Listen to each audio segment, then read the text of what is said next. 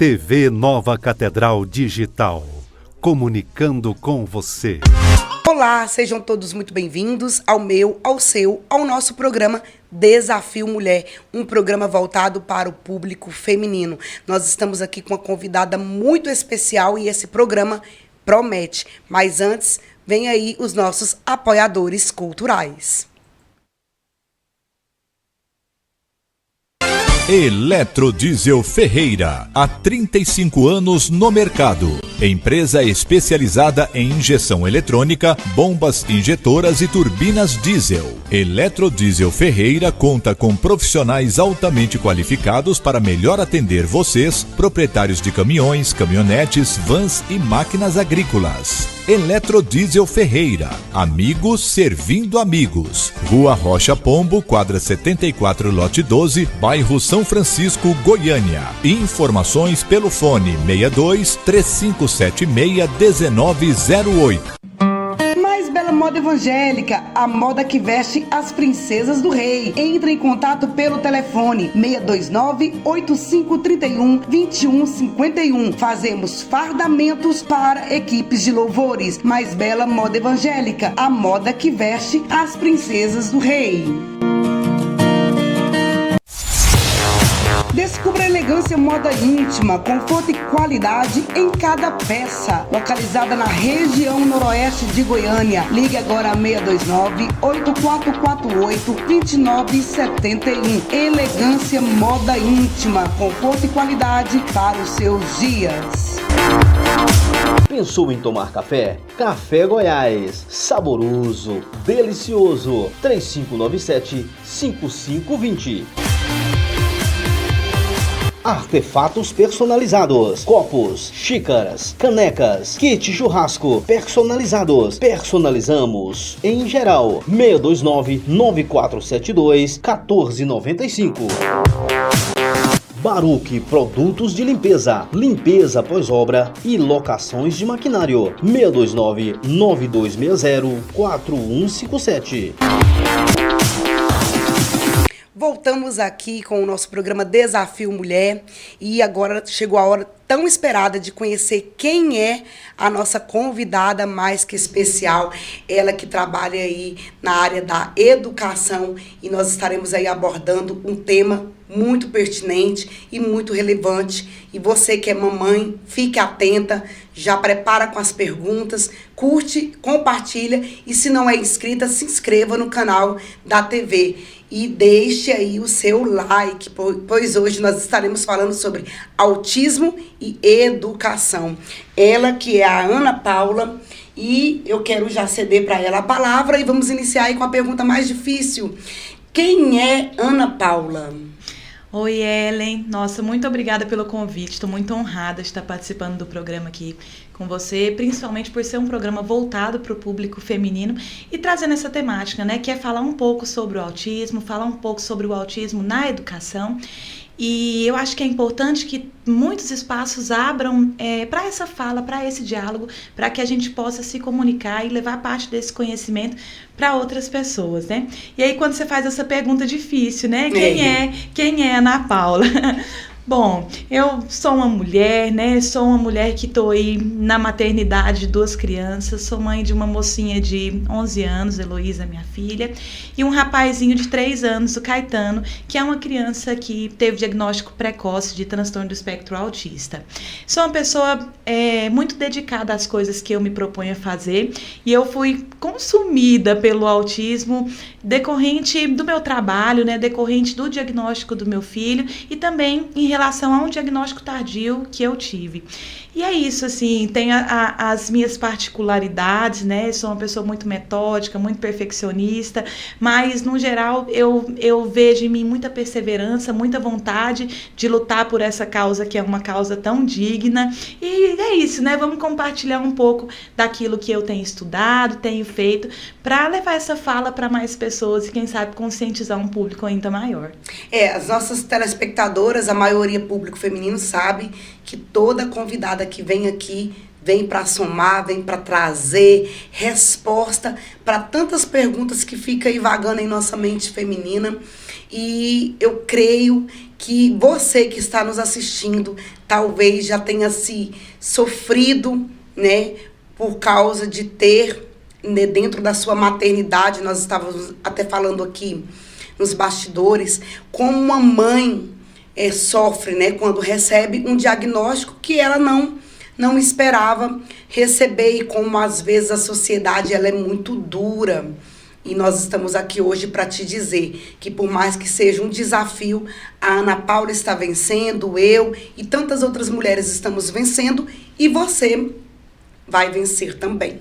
Ana Paula, vamos começar aí, e eu já queria ver com você qual é a principal dificuldade, ou quais são as principais dificuldades que uma criança que é portadora do espectro autismo, ela enfrenta, tanto no ambiente familiar como no ambiente escolar.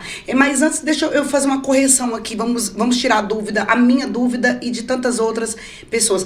É errado falar só autista? É necessário espectro ou não?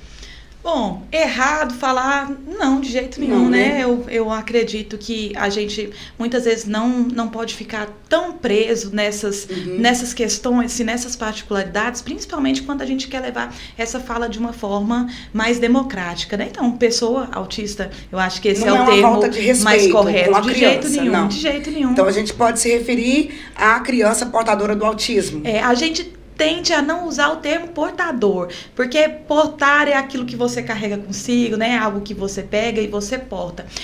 Um transtorno como o autismo e qualquer outra deficiência é aquilo que é aquilo que está, né? Então a gente fala hoje pessoa com deficiência, criança com autismo, pessoa autista, qualquer um desses termos pode ser usado com tranquilidade. Então, se não quiser usar a palavra espectro, que é um pouco, né, enrola a língua, pode falar só autista e você não vai estar aí desrespeitando essa criança e nem tampouco a mãe ou os familiares dessa criança. Combinado, gente? Respondendo a nossa pergunta, Ana Paula, quais são as maiores dificuldades que essas crianças enfrentam, tanto no ambiente familiar como no escolar? Bom, eu acho que todas as crianças, elas enfrentam uma dificuldade central, que é o adultocentrismo, né? A gente está numa sociedade, vive uma sociedade em que as pessoas tendem a olhar a criança sob a perspectiva do olhar do adulto. E uma criança, ela não vai agir, ela não vai entender e compreender o mundo com a mesma vivência que uma pessoa adulta entende. Então, eu acho que, primeiro isso, uma dificuldade que é enfrentada por todas as crianças, né? Em segundo ponto, nós estamos falando de uma criança que tem especificidades muito próprias, né? Quando a gente fala espectro, o que a gente quer dizer? Que é uma multiplicidade de condições que estão dentro do transtorno do espectro autista, né? Então, ao mesmo tempo em que a gente pode estar falando de uma criança que não se comunica, né? De uma criança que é uma criança não verbal, a gente também pode estar falando de uma criança que fala muito, mas tem uma dificuldade de utilizar essa fala como uma comunicação, né? Então, acho que é importante a gente entender o que esse espectro quer dizer, uma multiplicidade de fatores, né? E essas crianças são únicas, cada uma na sua particularidade, e é preciso que a gente entenda isso. Bom, o autismo tem estado em foco há pouco tempo. Então, a gente compreende hoje com maior sensibilidade, né, e com maior conhecimento o que é de fato esse transtorno. E eu acho que uma das maiores dificuldades que essas crianças enfrentam talvez seja a falta de sensibilidade da sociedade como um todo, em compreender que às vezes a resistência às regras não é porque a criança é uma criança birrenta, não é porque a criança é uma criança que não está disposta a colaborar, né? Aquelas questões sensoriais, como a dificuldade com o barulho, às vezes a dificuldade com o toque, questões com um ambiente com muitas pessoas, não é uma frescura da criança, né? Então, eu acho que é entender de fato do que é que nós estamos falando, que particularidades são essas que essas crianças têm, que nós adultos é que precisamos compreender quem são essas crianças e não esperar que essas crianças se adequem e se movimentem num sentido de caber dentro dessa caixa que a gente espera, né? Que é a criança perfeita, a pessoa perfeita. Eu acho que talvez esse seja o maior desafio, tanto em casa quanto no ambiente educacional. Pessoal, ela falando aqui, me veio uma palavra à mente, empatia. Eu acho que o que essas crianças precisam e as famílias, né, que têm essa criança é de empatia, que nós estávamos falando. Muitas das vezes, a sociedade, as pessoas não entendem essa criança, e igual ela falou, já vi pessoas falar devido a um comportamento de uma criança que é autista e falar que era falta de educação, falta de umas palmadas, falta de pôr de castigo. E assim, a sociedade fala tantas coisas. E a mãe não põe limite nessa criança. Essa é uma fala muito recorrente, né? Esse peso que recai sempre da educação dos filhos na mãe. Isso é uma prática que a nossa sociedade tem. E assim, culpabiliza a mãe sempre. Cada comportamento que essa criança tem que não é visto como um comportamento adequado, é aquela mãe que em determinado momento falhou e não soube educar seu filho, não soube ensinar seu filho, não soube colocar limite, como se isso também na sociedade fosse um papel exclusivo da mãe, né? Gente, por favor, um pouco mais de empatia. Eu não sei se a Ana Paula vai concordar, porque ela é especialista aí, está se especializando nessa área do autismo. Mas a minha curiosidade, até por causa de, né, por ser algo relevante, a nossa área nos exige conhecimento multidisciplinar. Essa questão não é só com a criança autista, é com a criança que tem TOD, que tem TDAH. As pessoas vão olhar, vão criticar negativamente a criança e vão desconstruir, né, a imagem dessa criança e vão também culpar e tentar levar a culpa para os familiares ou para os educadores. E, pessoal, mais empatia, mais amor, porque não é falta de limite, não é falta de palmada. É como a Ana Paula disse, é uma característica que nós precisamos entender, né? É nós que precisamos entender o mundo deles. Porque vale lembrar, são crianças muito inteligentes, né, Ana Paula? Muito inteligentes. Eu conheço criança autista que é monossílabo. Tudo bem? Sim. Quer? Não. Mas são crianças assim que para montar um Lego, um quebra-cabeça, nas suas brincadeiras você vê uma inteligência tão grande. Eles são especiais. Com certeza. É importante que a gente fale, eu sempre falo sobre isso quando eu vou falar para outras pessoas sobre o autismo, né? Essa perspectiva de colocar as crianças autistas são muito inteligentes, tá? É importante que a gente relembre que a deficiência intelectual é uma comorbidade muito presente e um quantitativo expressivo de crianças autistas. No entanto, nas áreas em que eles têm hiperfoco, essas crianças tendem a ter um desenvolvimento sensacional. Então, é importante que a gente traga isso não na perspectiva daquela inteligência que a gente sempre recobre sobre a escola, né? Aquela criança que é excepcional em português, matemática, ou isso e aquilo outro. Mas são crianças que têm habilidades únicas e essas habilidades podem ser desenvolvidas em diferentes campos do conhecimento, né?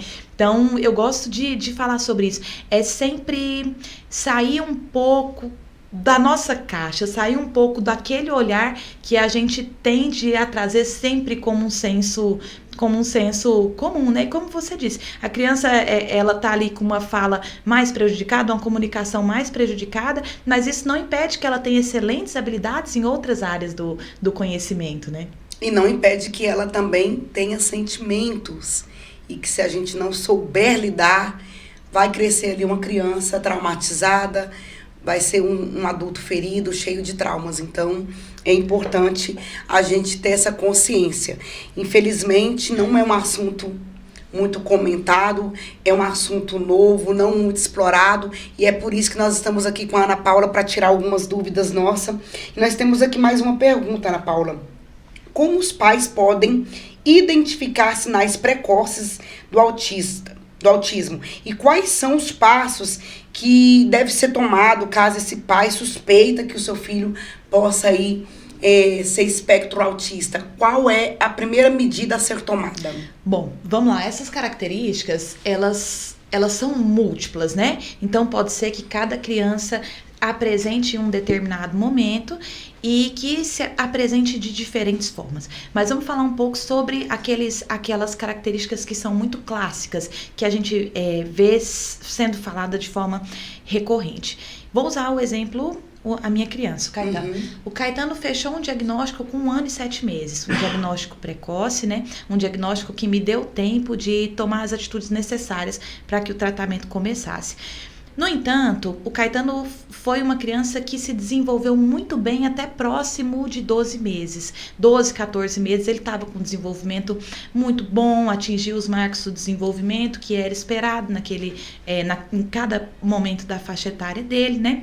Ele era uma criança que tinha uma troca de olhares boa, uma criança que tinha uma coordenação motora bacana, assim, tudo dentro do esperado. Da normalidade. Isso. E ele já estava no CMEI, né? Já interagia com outras crianças e tudo mais.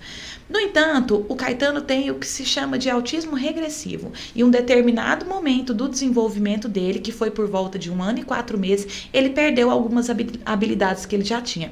O que eu percebi como fundamental foi o atraso na fala. Então, ele era uma criança que já se comunicava relativamente bem, claro que dentro do esperado para a faixa etária, né? Ele já dizia uma quantidade expressiva de palavras e em um determinado momento essas palavras foram desaparecendo do nosso contexto. Ele foi ficando uma criança cada vez mais reclusa, com menos intenção de interagir com outras pessoas, interagir com o meio. Então ele foi ficando aquela criança que se interessava mais por objetos do que por pessoas, que não sabia bem brincar com alguns brinquedos. Então ele ficava mais focado em detalhes de alguns brinquedos do que com o todo, né? Uma criança em que começou a ter um pouco mais de fuga no contato visual, começou a ter um contato visual mais limitado. Isso. E teve um atraso para caminhar.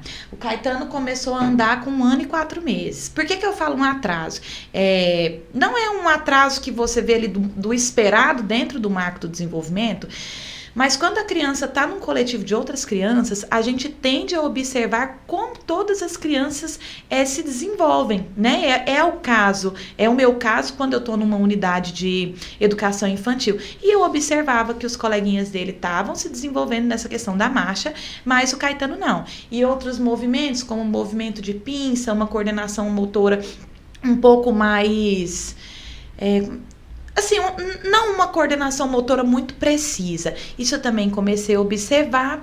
E ele desenvolvendo algumas estereotipias que ele tinha quando bebê, mas que eu achava que era algo normal, comum. Mas quando eu fui juntando peças desse quebra-cabeça, eu entendi que alguma coisa ali estava fora do esperado. Então é importante que as mães observem, por exemplo, se a criança tem padrões restritos e repetitivos de comportamento. Então aquela criança que segue uma rotina e qualquer mudança na rotina causa algum sofrimento. Criança que tem estereotipias motoras, o flapping com as mãos, que é um movimento muito recorrente. Não gosta de barulho. Exatamente, tem dificuldade com barulho, ou então gosta de barulhos estridentes.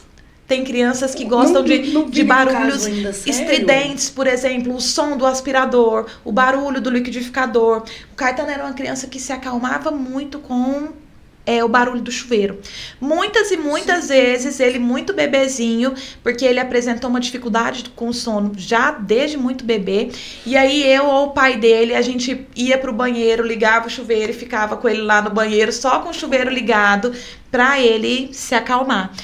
Então, assim, é importante que a família comece a entender essas particularidades, porque a gente retoma ao porquê se falar em espectro. Não é igual para todo mundo. Cada criança vai desenvolver particularidades e características muito próprias, né? Então, esses eram os comportamentos do Caetano. Uma estereotipia que ele tinha e ele apresentava já desde muito pequenininho era um movimento de mexer na orelha, e é comum que se observe isso. Então, ele pegava a orelhinha e ficava aqui mexendo nessa orelha muito tempo, mexia no cabelinho, mexia nessa orelha. E eu observava e achava uma coisa bonitinha, né? Uma característica bacana dessa criança, né? E uma adesão inflexível, por exemplo, a programas de televisão.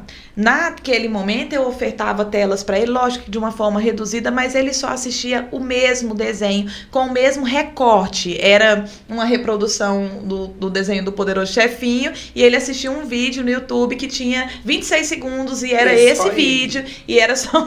Não adiantava a gente tentar mudar o programa. Então, esses eram alguns comportamentos que o Caetano apresentava. Inicialmente, ele não foi uma criança que andou na ponta dos pés, ele não foi uma criança que não fazia contato visual de jeito nenhum. Ele tinha um desenvolvimento totalmente dentro do esperado, até que em determinado momento algumas sutis características me levaram a pensar que ele poderia estar dentro do espectro. E aí eu já estudava sobre o autismo nesse momento, eu já estava finalizando uma pós-graduação na área de educação inclusiva, né, que é a neuropsicopedagogia, e quanto mais eu estudava sobre o autismo, mais eu conseguia reconhecer características no meu filho. Então, o primeiro alarme saiu de mim mesmo, assim. Entendi. Você falou aí algo que me chamou a atenção aqui, telas. Essa questão das telas, igual no caso do Caetano, que ele ainda era muito bebê. Mas hoje você sabe que é muito complicada essa questão das telas, até para uma criança que não tem o autismo. E às vezes não é nem por questão, o pai, a mãe não consegue pôr limite nessa criança. É porque, infelizmente, eu costumo dizer, as crianças de hoje não têm infância. Infância tinha eu, tinha você. E eu já vi crianças, né, que têm o espectro do autismo, que são muito ligadas à tela. E, assim, é algo até complicado, e talvez até a dúvida de alguma mãe, porque as mães tendem a não querer provocar uma crise. Eu não sei se a palavra certa seria a crise, quando a criança fica ali bastante nervosa e ela se descontrola e acaba por deixar a tela. E qual seria a recomendação? Porque eu acredito que o excesso de tela não vai fazer bem, mas quando ele está num nível de autismo, que o interesse dele só é esse. É a particularidade dele, é o que chama a atenção dele, é o que dá prazer, é a fuga dele. E aí, como que faz? Assim, eu posso falar da minha perspectiva, né? Eu não conheço ainda alguma pesquisa científica que traga isso como um ponto certeiro de dizer eu posso ou não posso de jeito nenhum oferecer tela para essa criança que tem esse tipo de particularidade. Eu acho que a gente também tem que olhar da perspectiva de uma maternidade real. E eu vou falar do que eu entendo sobre essa questão das telas. Bom, a gente sabe que o uso excessivo de telas não é bom para ninguém. Não é bom para o adulto, tampouco para a criança. As recomendações que a gente tem hoje, né, relacionadas à pediatria, é que uma criança de até 2 anos não tem acesso nenhum a telas. Nenhum, né? E aí, a partir do crescimento da criança, que possa se oferecer em um tempo extremamente reduzido. Mas qual que é a realidade de cada família em relação à tela? Que tipo de lazer uma família consegue oferecer para a sua criança que não seja na frente da televisão ou na frente do celular? Quanto mais eu estudei, mais eu entendi que quanto menos tela o meu filho tiver, melhor vai ser o desenvolvimento dele. Por 2 motivos. A tela, ela traz um excesso de estímulos para aquela criança, né? Então, você pode observar que, geralmente, os desenhos infantis, os programas que são voltados para crianças, eles são muito coloridos, eles têm cores muito chamativas, né? Tudo é pensado para atrair a atenção daquela criança. Quando a criança, ela tá ali recebendo essa bomba de estímulos, é lógico que ela vai ficar extremamente estimulada. E aí, qual que é o comportamento dessa criança quando você retira esse estímulo? Né? Será que ela pode ter um comportamento disruptivo? Será que essa criança pode vir a ter comportamentos inadequados, decorrente de uma carga de estímulos que ela está acostumada e sendo condicionada a receber sempre? A gente precisa pensar sobre isso. E o que a criança pede quando ela está na tela? Eu tenho tentado trazer essa reflexão para mim. O que a minha criança deixa de ganhar quando eu deixo ela muito tempo na frente da televisão? Quando a criança está na frente da televisão, ela não precisa se comunicar.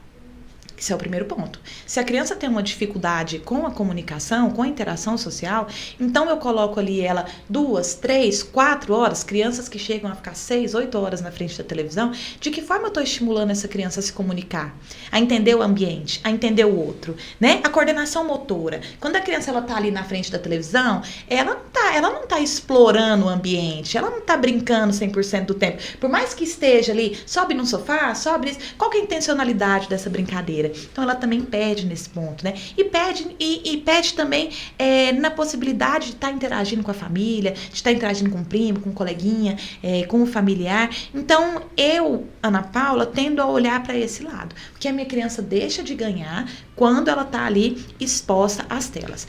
Na unidade em que eu estou diretora, em 2022 a gente colocou televisão em todas as salas. A gente comprou Smart TV para todos os agrupamentos, achando que a gente estava, cara, aí vai ser demais, né? Isso é um recurso pedagógico valiosíssimo, e de fato se for bem usado, é um recurso pedagógico muito bom. Mas o que pode acontecer?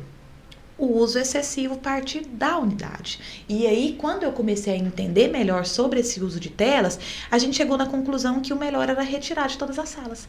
Então, a gente fez a compra em 2022, em 2023 a gente retirou as televisões de todas as salas, todos os agrupamentos, e colocou em pontos específicos. Então, a gente contava com 8 televisões, hoje a gente conta com 3 televisões disponibilizadas para serem utilizadas como recurso pedagógico, que eu acho que é importante, né, que o professor tenha também esse instrumento como um recurso pedagógico, e para ser usada de forma bem planejada, né? Não ser usada apenas como um entretenimento para a criança, mas como um instrumento que pode qualificar a aprendizagem, né? Diversificar o material que está sendo oferecido para a criança. Não sei se eu consegui te responder bem. Assim. Sim, você falando aí, me surge uma outra pergunta aqui. A questão socioeconômica, Ana Paula, não iria interferir talvez esse uso de tela? Porque eu costumo ver assim, geralmente as crianças que ficam mais tempo nas telas, justamente ali crianças em que os pais, infelizmente, trabalham muito, uma carga excessiva de trabalho, são mães que levam uma vida de maternidade solo. E assim, isso tudo dificulta um pouco, porque às vezes a mãe até quer gerar um ambiente de lazer, proporcionar talvez um fim de semana diferente, mas por questões financeiras, ou por questão até mesmo da mãe também, que é uma mãe solo, que tem ali enfrentado também seus monstros, dificulta. Qual seria, talvez, aí um conselho seu, uma sugestão sua para essas mães que entendem que a tela atrapalha, mas que não conseguem encontrar outro recurso, dada a sua carga horária de trabalho, dado as circunstâncias no meio que elas têm vivido? Que nem toda mãe tem esse privilégio, nem toda família tem o privilégio. Não estou aqui querendo dizer que você tem um privilégio maior, não. Estou querendo dizer que a gente vê famílias e famílias, ambientes e ambientes. Mas isso não tira a consciência das pessoas. E eu sei de mães que falam assim, poxa, Ellen, eu sei que eu tô errada. É uma dor, é um desafio dessa mulher. Ô, Ellen, eu sei que eu tô errada, eu não deveria agir assim, mas que outra alternativa eu tenho? Eu sou mãe solo, eu trabalho tantas horas por dia. Filho às vezes fica na babá, a mãe não consegue controlar quando tá na babá, a babá às vezes deixa na tela, porque é a maneira que o menino dá, porque infelizmente a tela é a fuga para o sossego dos adultos. Sim, sim. Bom, é claro que é importante a gente pensar a situação de cada família. Isso é um ponto fundamental. O lugar onde eu trabalho, né, a gente atende crianças por um período de 10 horas. A criança chega às 7 da manhã e sai às 5 horas da tarde. Então, das 7 às 17, dentro da unidade educacional. Muitas vezes, a família, e esse é o meu caso, pega a criança e vai para casa. Chegando em casa, vou falar na figura da mãe, porque eu acho que é uma figura mais recorrente. Exato. Ela tem as obrigações da casa para fazer. Então, às vezes, é organizar uma casa, fazer um jantar, preparar a mochila das crianças, lavar uma roupa, enfim, né? Cada família, cada mulher ali com a sua demanda. E aí, nesse momento, a tela, ela passa a ser um instrumento que é o que você falou. Passa a ser um instrumento de controle. Não intencional, mas é um instrumento de controle. E o que eu posso falar? Não coloca. Não seja essa mãe que vai colocar sua criança na tela, isso, aquilo.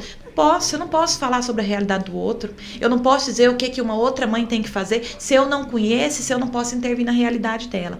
O que eu sugiro? Limite um pouco.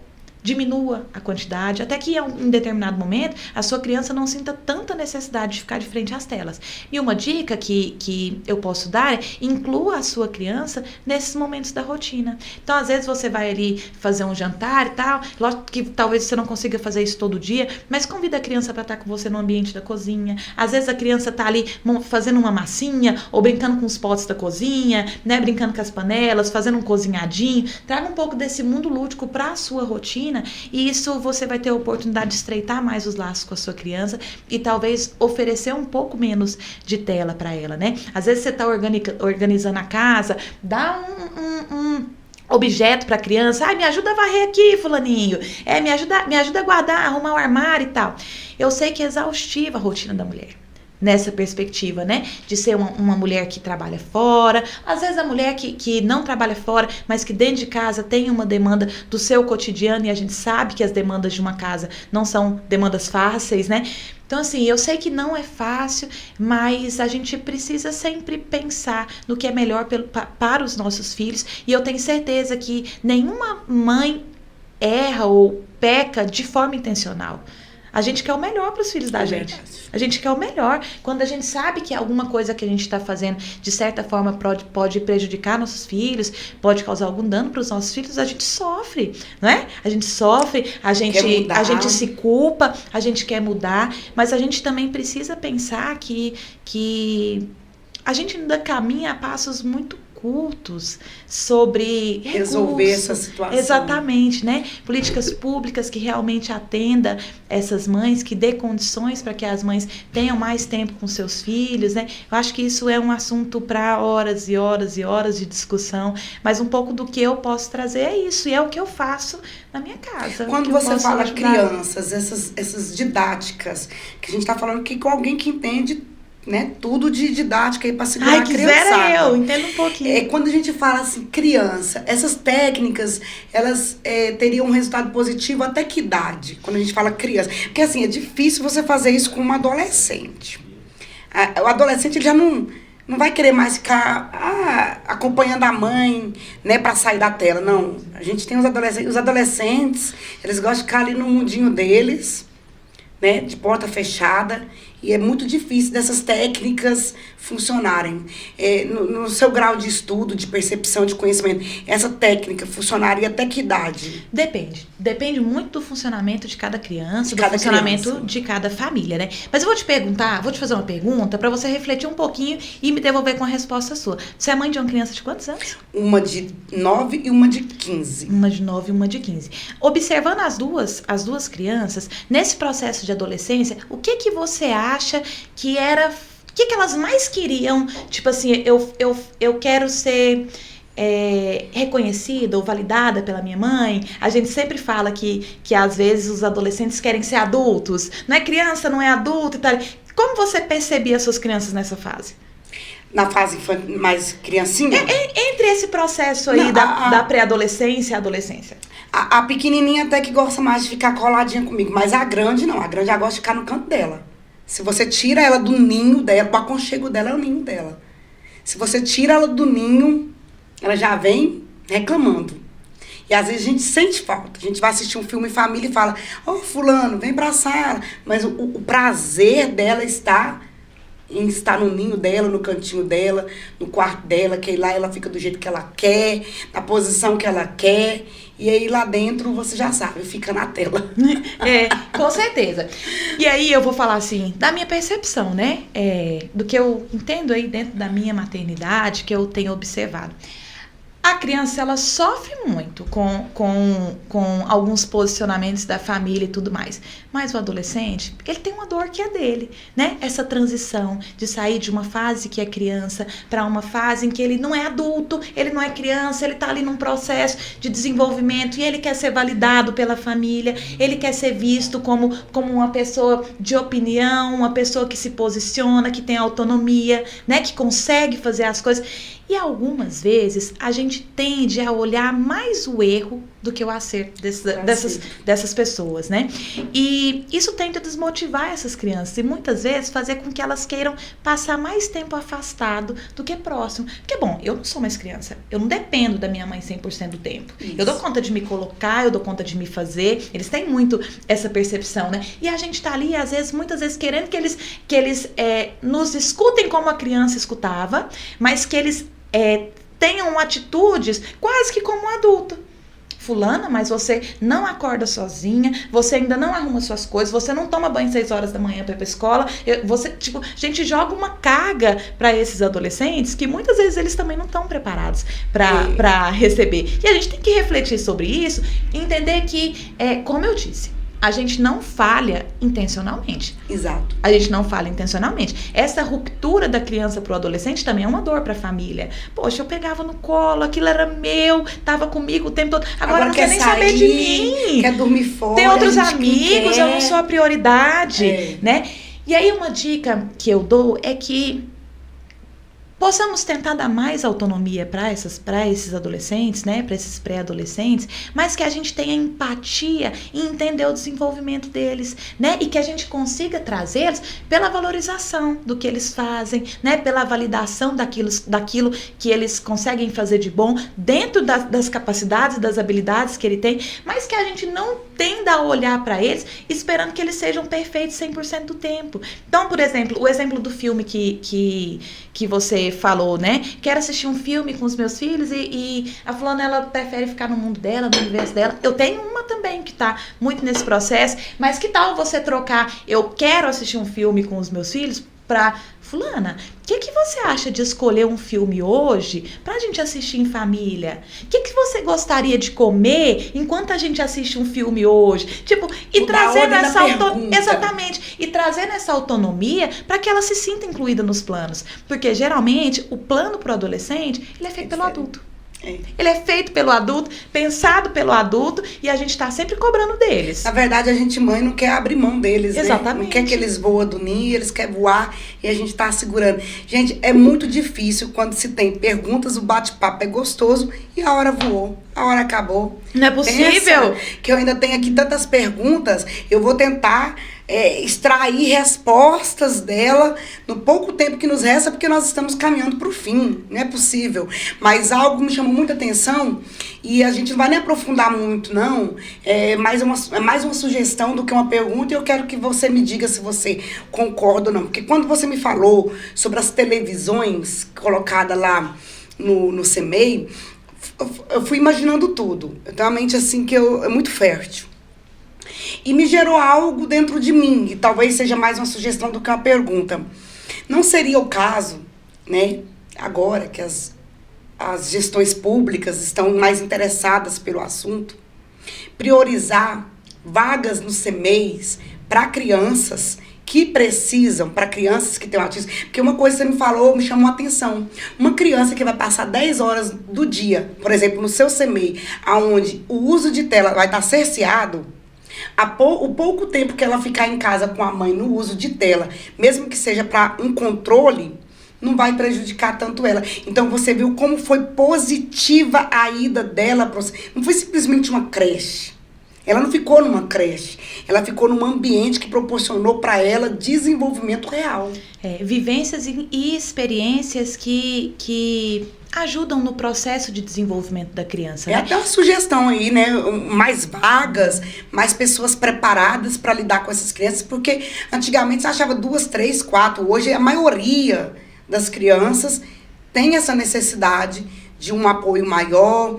Eu acho que hoje na verdade eu sempre tive isso comigo, que creche não é para o pai, nem para a mãe trabalhar. A creche é para a criança. Exatamente, tanto que o direito é da criança, né? O direito é da criança. O direito é da criança, existe uma legislação que garante que essas crianças tenham acesso às unidades de educação e quero falar isso assim, de uma forma como uma pessoa que cobra pela sociedade civil, né? Nós precisamos que os nossos parlamentares tenham um olhar cada vez mais cativo, tanto para a educação, na perspectiva da educação inclusiva, quanto para o desenvolvimento das nossas crianças, inclusive as crianças com autismo e outras deficiências. Por quê? Nós precisamos de investimento constante. Nós precisamos de que esses parlamentares se posicionem com políticas públicas que impactem de fato os nossos ambientes.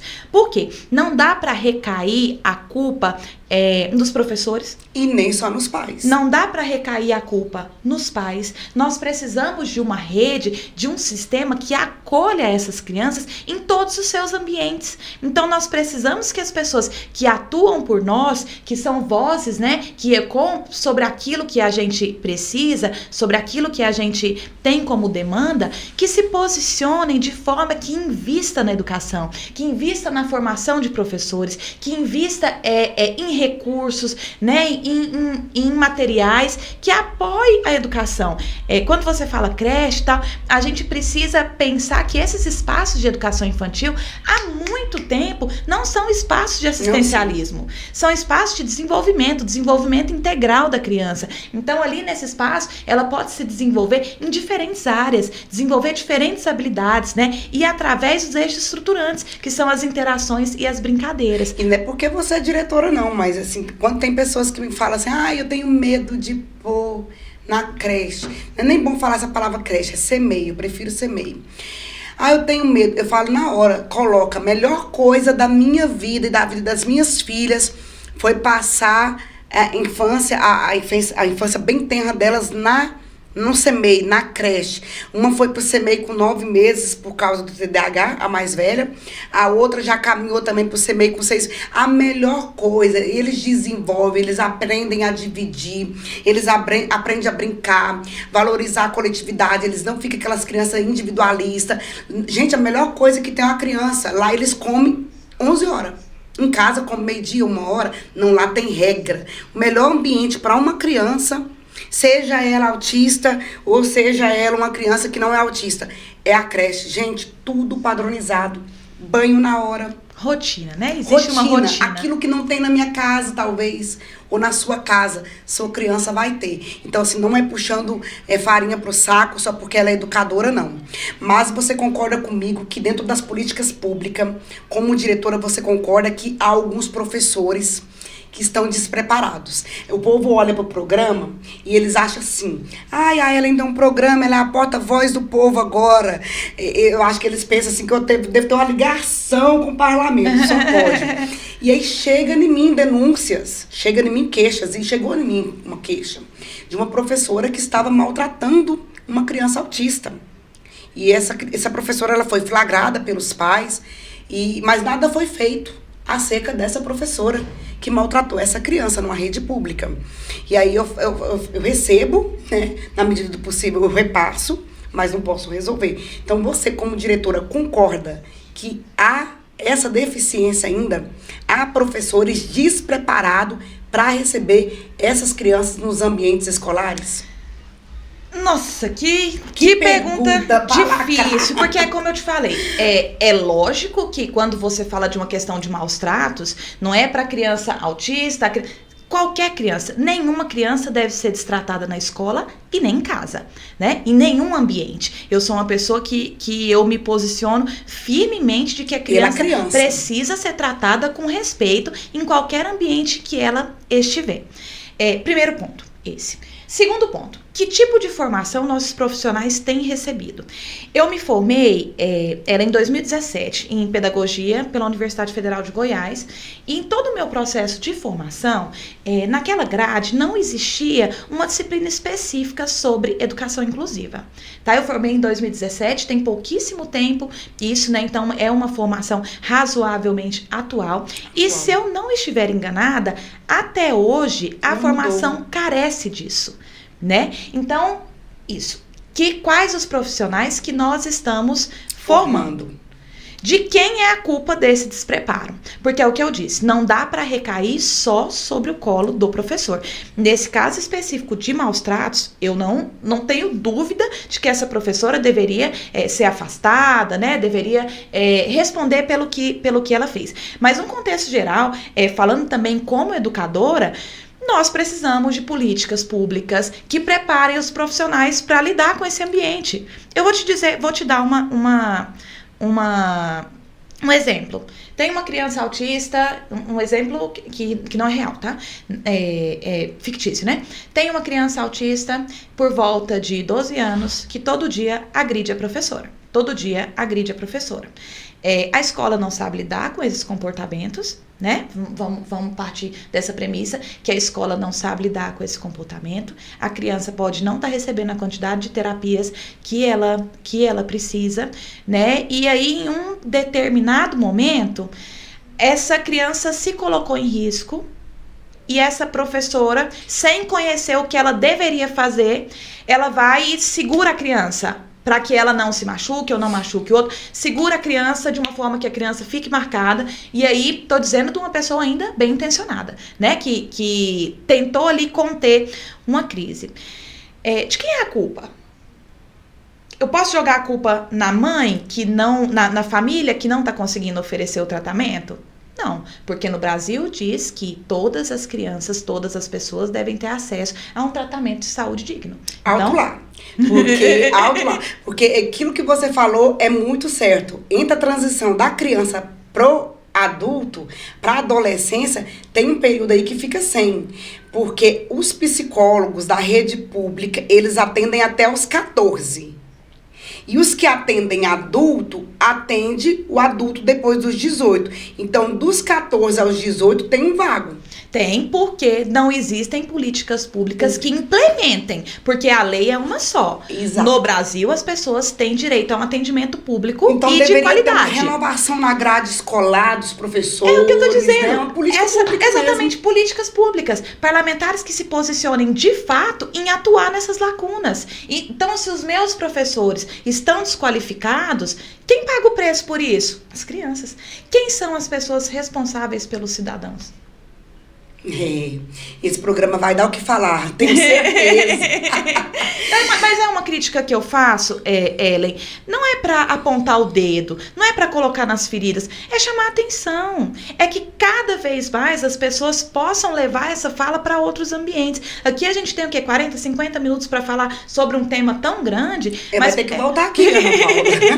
Mas pessoas como eu, que tem filho e que sente isso na pele, a gente quer falar sobre isso o tempo todo, em todos os espaços. Porque eu quero que meu filho tenha uma vida digna em um país que respeite as suas particularidades. Eu quero que meu filho daqui a pouco, quando ele entre no mercado de trabalho, ele tenha um mercado de trabalho que saiba reconhecer as potencialidades dele e saiba entender as dificuldades que ele tem.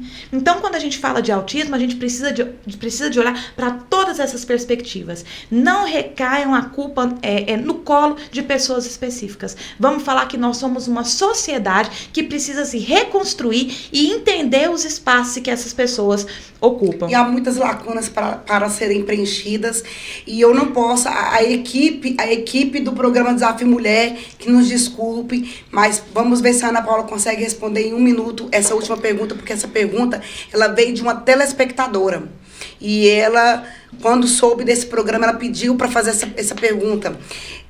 Toda criança, o autismo, ele é herdado? Se a criança foi diagnosticada, a necessidade do pai ou da mãe, que igual você disse que foi diagnosticada de maneira tardia.